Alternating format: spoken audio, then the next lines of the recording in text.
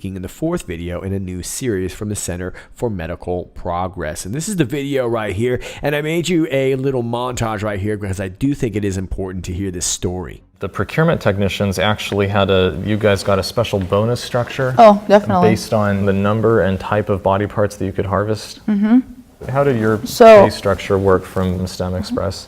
You get more money for tissues, like if you got a brain or liver versus like blood sample. Mm-hmm. There's different tissue categories, okay? There's category A, B, and C.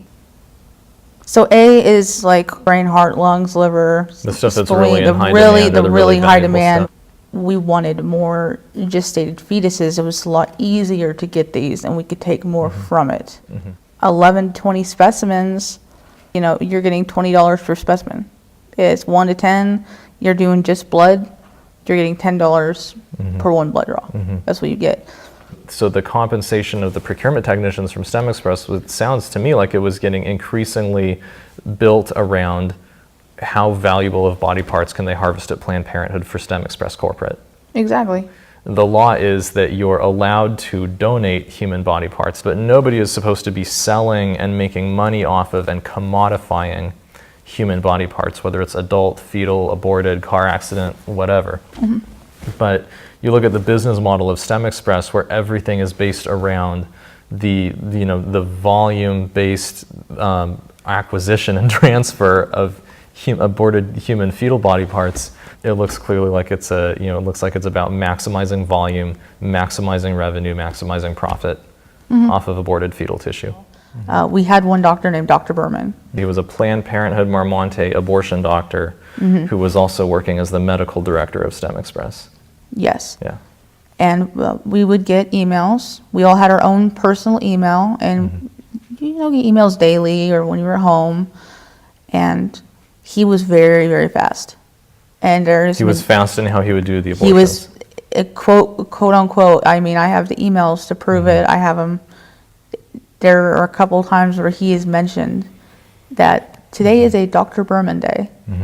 You know how he goes fast and vicious.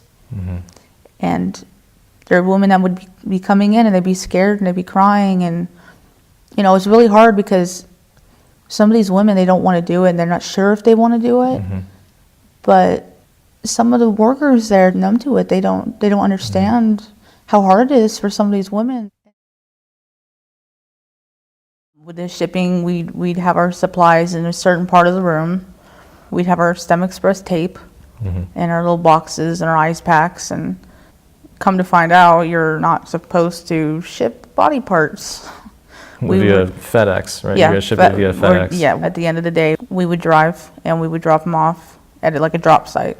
And I remember one time, this was towards the end of when I was working, I was at the Alameda with Jessica, and we agreed to go drop off some of the specimens. And the guy, for some reason, she was acting kind of weird because we both went in to go drop it off. And the guy behind the counter kind of is looking at her funny. And she goes, I want to ship this here. And he looks at her and says, what's in the package? She goes, does it matter? He's like, yeah, because I know what's in that package. I'm not shipping it.